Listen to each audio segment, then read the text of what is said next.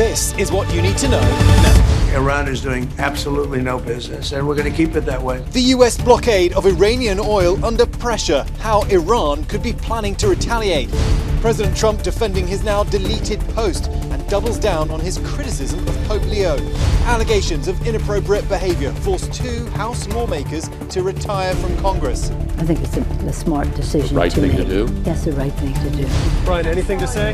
The husband of a missing American woman is released from jail in the Bahamas. And how would you like to own a Picasso for just over $100? We have much more what you need to know now. I'm James Longwin from ABC News. It's Tuesday, April 14th, and this is what you need to know. I'm in Paris on assignment, but let's get right to the big story. Mediators are scrambling to arrange a second round of talks between the US and Iran before the ceasefire expires next week.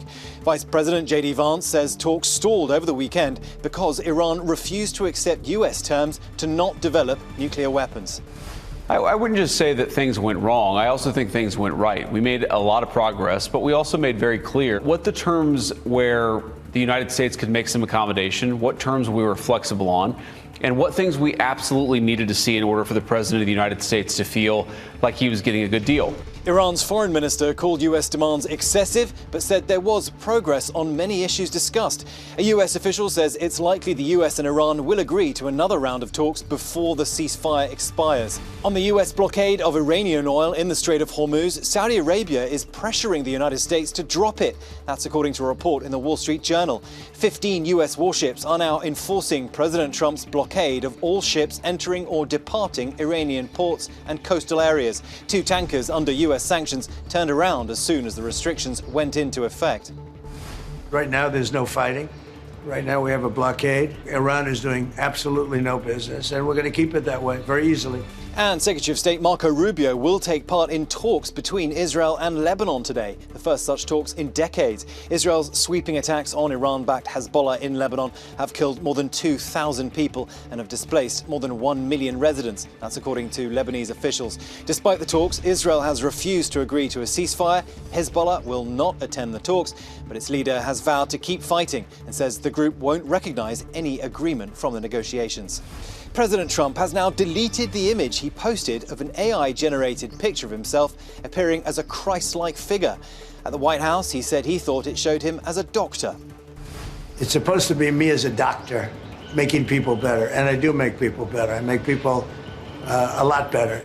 Despite near universal condemnation, including some from his own supporters, Trump was asked if he needs to apologize to the Pope. No, I don't, because Pope Leo said things that are wrong. He was very much against what I'm doing with regard to Iran, and you cannot have a nuclear Iran. Pope Leo would not be happy with the end result. You have hundreds of millions of people dead, and it's not going to happen. There's nothing to apologize for. He's wrong. Congress is back in session today after their spring recess, but one California House member has now resigned in scandal. Rachel has the details. Well, James, this is a remarkable fall from grace from someone who was once considered a star in the Democratic Party. Eric Swalwell announcing that he plans to resign from Congress. This comes as he faces a flurry of sexual misconduct allegations he has denied. The San Francisco Chronicle and CNN reporting 4 women accused Swalwell of inappropriate behavior. One former staffer telling CNN that he sexually assaulted her twice in 2019 and again in 2024. ABC News has not been able to independently verify the woman's claims, and the congressman calls the allegations false. But for days, he has been under pressure, not just from Republicans, but also from Democrats to step down, not only to drop his bid in the California governor's race, but also to resign entirely. And now he says he plans to do so. And Republican Tony Gonzalez of Texas also says he will retire today. Gonzalez has acknowledged having an affair with a staffer who later died by suicide. He announced earlier this year he would not run for re-election, but some of his colleagues had threatened expulsion if he did not step down. In the Bahamas, the man who was arrested in connection with his wife's disappearance has been released. Victor Akendo is there. Hey, James, we are right outside the Central Police Station in Freeport, where Brian Hooker, who has been in police custody here for the last 5 days, was released. He walked right out of the front door. He did not answer any questions on his way out. His wife, Lynette, disappeared in the Bahamas more than a week ago. Brian telling authorities they encountered bad weather while riding their dinghy to their sailboat off Elbow Key. Lynette fell overboard along with the boat keys and was swept away by a strong current. She has not been seen since. Brian has maintained his innocence all along. We asked his attorney if there were any conditions for his release. She did not disclose any. There's talk of a potential mega merger between United and American Airlines. Christian Cordero has the details. James, the merger was reportedly pitched by United Airlines CEO Scott Kirby during a meeting with President Trump back in February. That's according to Bloomberg and Reuters. Kirby reportedly argued that a combined airline would be a stronger competitor in the international market, pointing out that 2/3 of long-haul seats to and from the U.S. are currently on foreign airlines. American Airlines is struggling to keep up with its rivals when it comes to profitability and holds tens of billions of dollars in debt. And things may get even more difficult with rising fuel costs and travel demand dropping. Kirby told ABC News last month those rising costs could create opportunities for United. And that's going to create stress, a much higher level of stress at those airlines. And so it potentially is the opportunity for us to acquire assets and come out stronger on the other side.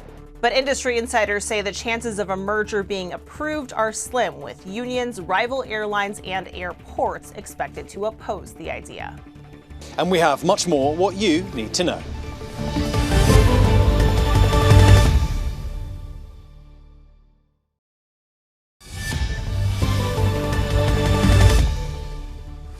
Now, to take 3, the stories that you'll be talking about today. Number 3, an archaeological excavation in Switzerland has uncovered 2,000-year-old Roman cargo scattered across the bottom of Lake Neuchâtel.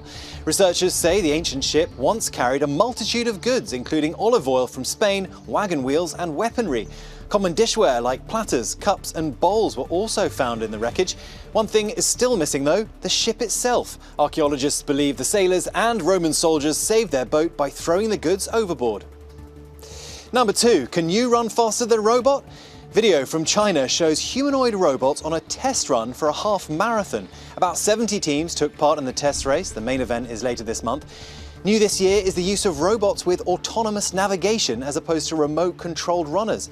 Judges will grant awards based on the longest distance a robot can run without a battery replacement, along with participation trophies for all robots that compete the race. And number 1, today, one lucky person will take home a Picasso valued at more than $1 million for about $116. The painting is a 1941 gouache titled Tête de Femme, a grey and distorted woman's face, reflecting Picasso's Cubist style.